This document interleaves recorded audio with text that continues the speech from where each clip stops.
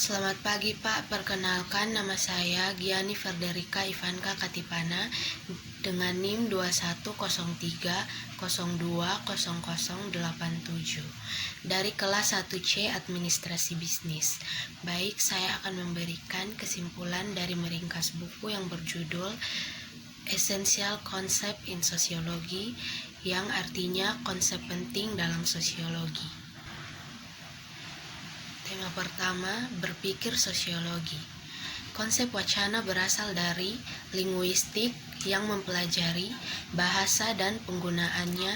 Dalam konteks ini, wacana mengacu pada ucapan atau komunikasi tertulis seperti terlibat dalam percakapan tatap muka, debat publik, online, dan sebagainya. Dalam linguistik wacana, dianalisis untuk memahami bagaimana komunikasi beroperasi dan terorganisir. Studi bahasa dan komunikasi difokuskan terutama pada aspek teknis seperti peran tata bahasa dan aturan tata bahasa untuk membangun makna. Yang pertama, globalisasi. Berbagai proses yang dilalui secara geografis, populasi manusia yang tersebar didekatkan dan kontak yang lebih cepat satu sama lain, menciptakan komunitas nasib tunggal atau masyarakat global. Yang kedua, modern. Kata modern dapat digunakan untuk merujuk pada apapun yang kontemporer, dengan kontras antara kuno dan modern menjadi lebih umum di Eropa oleh akhir abad ke-16. Ide dari modernisasi membuat sesuatu lebih kontemporer dipandang sebagai langkah mundur sampai ke 19 abad. Ketika modernisasi mengambil sikap yang lebih positif, modernisasi memiliki arti yang jauh lebih luas. Sosiologi sendiri merupakan produk modernitas, bertujuan untuk mengumpulkan pengetahuan yang dapat diandalkan tentang dunia sosial melalui metode ilmiah untuk campur tangan dan meningkatkan masyarakat untuk kemajuan semua. Yang ketiga, postmodernitas. Pergantian postmodern dalam teori sosial dimulai pada pertengahan 1980-an. Meskipun konsep postmodern terletak pada dekade sebelumnya dalam budaya dan seni, pemikiran postmodern beragam dan para ahli teori memprioritaskan elemen berbeda yang terkait dengan pergeseran yang disarankan ke masyarakat postmodern. Tema 2, melakukan sosiologi. Konsep tipe ideal diciptakan oleh Max Weber sebagai bagian dari metodenya untuk mempelajari tindakan sosial sebagai salah satu bentuk sosiologi. Untuk Weber, pemahaman dan menjelaskan kehidupan sosial tidak mungkin menggunakan yang sama metode sebagai ilmu alam. Manusia tidak seperti makhluk lain di alam, menciptakan makna lingkungan, dan untuk memahami tindakan individu mereka, tidak harus mengatur ini dalam konteks sosial di lingkungan. Tentu saja, orang membuat organisasi dan lembaga sosial yang oleh beberapa sosiolog dilihat sebagai objek utama penelitian, tetapi Weber berpendapat bahwa penjelasan tentang fenomena sosial harus dimengerti pada tingkat tindakan individu. Yang pertama, metode kualitatif dan kuantitatif. Penelitian kuantitatif merupakan pusat sosiologi dari dimulainya disiplin penggunaan resmi Durkheim statistik untuk mengukur tingkat bunuh diri dan membuat perbandingan lintas masyarakat adalah tipikal dari jenis sosiolog diadopsi. Penelitian kualitatif dimulai sebagai bentuk yang lebih khusus, bertindak sebagai semacam pekerja bawahan untuk seharusnya lebih signifikan, studi kuantitatif skala besar. Studi kuantitatif biasanya menghasilkan numerik informasi dalam bentuk, katakanlah angka atau presentasi, untuk menilai ukuran masalah sosiologi atau presentasi dari populasi tertentu dan yang berbagai kesamaan sikap. Informasi statistik deskriptif sangat berguna dalam membantu kita untuk membuat gambaran yang akurat tentang masyarakat. Yang kedua, realisme. Realisme merupakan sebuah pendekatan penelitian sosial yang menekankan pada kebenaran realitas eksternal objektif yang mendasarinya penyebab yang dapat diterima untuk penyelidikan ilmiah.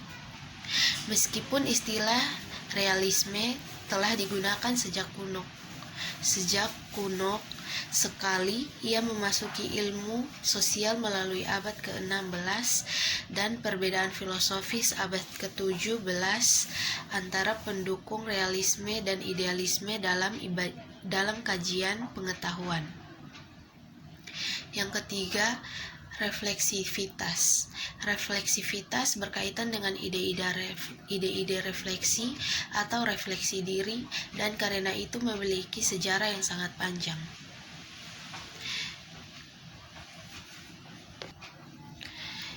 Yang keempat, sains. Sains merupakan metode untuk mendapatkan pengetahuan yang valid dan dapat diandalkan tentang dunia berdasarkan teori, pengujian terhadap yang dikumpulkan bukti. Konsep ilmu berasal sebagai deskripsi dari pengetahuan seperti itu, tetapi pada abad ke-14 di Eropa, ilmu pengetahuan atau filsafat alam digunakan dalam cara yang lebih terbatas untuk menggambarkan pengetahuan yang ditulis turun dan dicatat. Yang kelima, konstruksionisme sosial. Konstruksionisme sangat banyak diadopsi dalam sosiologi dan melibatkan penyatuan semua elemen yang memiliki fenomena sosial tertentu seperti jenis kelamin dan kejahatan. Tema 3, lingkungan dan urbanisme. Pemisahan atau keterasingan manusia dari beberapa aspek esensial sifatnya atau dari masyarakat sering mengakibatkan perasaan tidak berdaya. Penggunaan istilah alienasi secara sosiologi bermula dari gagasan awal Marx yang berkaitan dengan dampak kapitalisme terhadap hubungan sosial dan kurangnya kontrol manusia atas kehidupannya. Yang pertama, lingkungan. Dalam sosiologi, lingkungan adalah planet bumi, bukan lingkungan ekonomi, lingkungan bisnis, atau ciptaan manusia lainnya. Jika lingkungan berarti lingkungan alam, maka sepertinya tidak ada bedanya dengan konsep alam. Alam adalah kata yang sangat tua dan kompleks dengan makna yang beragam, tetapi dalam sosiologi sering dilihat sebagai kebalikan dari budaya atau masyarakat. Yang kedua, industrialisasi. Sebelum modern periode, kata industri dan rajin secara luas digunakan untuk berarti rajin. Pada akhir abad ke-16, industri juga digunakan untuk menggambarkan manufaktur dan perdagangan. Makna ini kemudian digunakan secara luas untuk menggambarkan bidang-bidang tertentu, manufaktur seperti perkembangan, elektronik, dan bahkan industri jasa. Yang ketiga, migrasi. Migrasi merupakan perpindahan orang dari satu wilayah geografis ke wilayah lainnya, terutama di seluruh masyarakat nasional yang menjadi lebih luas, dan biasanya selama abad ke-20, orang-orang telah berpindah dari satu wilayah ke wilayah lain. Sepanjang sejarah yang tercatat, dan migrasi skala besar sebagian besar bertanggung jawab atas penyebaran global spesies manusia.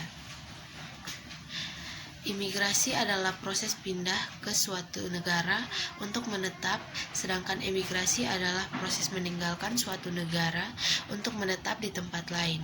Secara bersama-sama, pola migrasi dihasilkan yang menghubungkan negara asal ke negara tujuan, dan ini menjadi dasar penelitian di bidang ini, intensifikasi migrasi global sejak Perang Dunia Kedua. Dan khususnya dalam beberapa dekade terakhir telah mengubah migrasi menjadi isu politik penting di seluruh dunia. Selanjutnya, urbanisasi. Kota adalah jenis pemukiman manusia yang besar. Seringkali pusat kekuasaan dan kaitannya dengan daerah terpencil dan pemukiman yang lebih kecil. Meskipun keberadaan kota-kota yang dapat dikenali dapat ditelusuri sebagai kembali ke zaman kuno, gagasan bahwa kota-kota dan kehidupan perkotaan mengambil karakter dan atau bentuk kehidupan yang khas adalah tesis sosiologi yang dapat dilacak hingga akhir abad ke-19. Tema keempat, berpikir sosiologis. Jenis organisasi berdasarkan aturan tertulis, kontrak, dan hierarki posisi yang diadopsi secara luas dalam masyarakat industri modern. Kata birokrasi diciptakan pada tahun 1745 sebagai kombinasi dari biro Prancis, kantor atau meja tulis, dan kratos Yunani untuk pemerintah, dan dengan demikian berarti aturan pejabat. Kehidupan modern sangat kompleks dan membutuhkan semacam organisasi agar dapat berjalan dengan lancar. Weber melihat birokrasi sebagai model organisasi formal yang dominan dan karakterisasinya terus menginformasikan studi sosiologis. Yang pertama, kapitalisme, sebuah sistem ekonomi yang berasal dari barat, berdasarkan pertukaran pasar dan produksi, keuntungan dan reinvestasi, dan pertumbuhan bisnis. Yang kedua, konsumerisme. Bisa dibilang konsumerisme dapat ditelusuri ke revolusi industri awal abad ke-19 ketika jumlah barang material yang diproduksi meningkat pesat dan harga yang lebih murah memungkinkan lebih banyak kelompok sosial untuk terlibat dalam konsumsi mereka.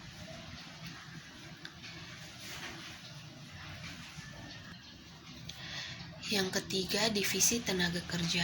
Salah satu eksplorasi sistematis pertama dari pembagian kerja adalah Adam Smith, The Wealth of Nations, di mana ia menggambarkan pembagian kerja dalam pabrik pembuatan pin. Masyarakat modern ditopang oleh pembagian kerja yang sangat kompleks, di mana pekerjaan telah dibagi menjadi sejumlah besar pekerjaan khusus yang berbeda-beda. Selanjutnya, pendidikan. Pendidikan merupakan sebuah lembaga sosial yang mempromosikan dan memungkinkan transmisi pengetahuan dan keterampilan lintas generasi. Paling sering melalui wajib belajar. Pendidikan adalah pewaris pengetahuan, keterampilan, dan norma-norma perilaku sehingga anggota baru dapat menjadi bagian dari masyarakat. Miles Durkheim berpendapat bahwa pendidikan adalah lembaga utama sosialisasi, menanamkan nilai-nilai umum masyarakat, anak-anak yang menopang solidaritas sosial. Selanjutnya, organisasi. Organisasi merupakan sebuah kelompok sosial atau entitas kolektif yang secara internal terstruktur untuk memenuhi kebutuhan sosial atau untuk mengajar tujuan tertentu. Yang selanjutnya, agama. Mengikuti Miles Durkheim, sistem kepercayaan yang terpadu dan praktik-praktik yang berhubungan dengan hal-hal suci yang mempersatukan orang-orang yang menganutnya menjadi komunitas. Tema 5, peluang hidup yang tidak sama. Sosiologi telah lama tidak setuju atas kelas sosial sejak teori dan pendekatan Marx dan Weber yang agak berbeda. Bagi Marx, kelas adalah sekelompok orang yang memiliki hubungan yang sama dengan alat-alat produksi. Terus terang, mereka adalah pemilik atau bukan pemilik, dan oleh karena itu, sistem kelas mencakup sebagian besar sejarah manusia. Yang pertama, persimpangan. Jaringan kesenjangan sosial termasuk kelas, ras atau etnis, gender, disabilitas, dan seksualitas yang menghasilkan pola diskriminasi yang lebih kompleks daripada yang dimungkinkan oleh konseptualisme satu dimensi. Yang kedua, jenis kelamin. Gender adalah subjek yang sebagian besar diabaikan dalam sosiologi sampai studi feminin, empiris, dan teoritis dari tahun 1960-an dan seterusnya menarik perhatian pada ketidaksetaraan besar antara pria dan wanita, bahkan dalam masyarakat modern. Yang ketiga, ras dan etnis. Ras mengacu pada berbagai atribut atau kompetensi yang ditetapkan berdasarkan ciri-ciri biologis seperti warna kulit. Etnisitas mengacu pada kelompok sosial yang anggotanya berbagi kesadaran yang berbeda tentang identitas budaya yang sama, membedakan mereka sebagai kelompok sosial. Selanjutnya, mobilitas sosial.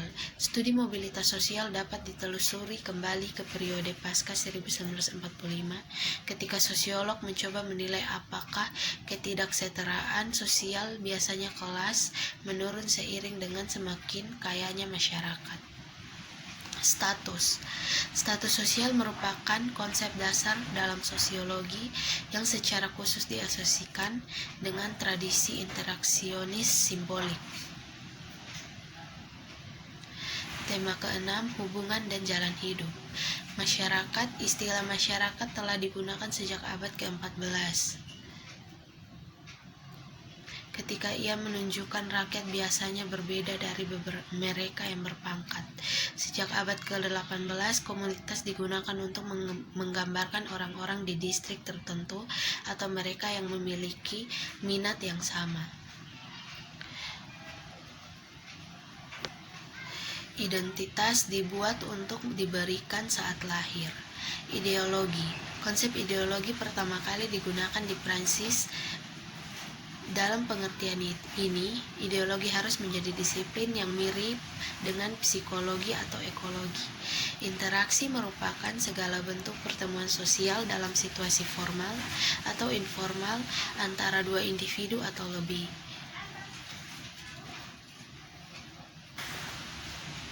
Baik, itu saja kesimpulan yang saya ambil dari meringkas buku yang berjudul Essential Concept in Sociology atau konsep penting dalam sosiologi. Apabila ada kekurangan, mohon dimaafkan. Sekian dan terima kasih.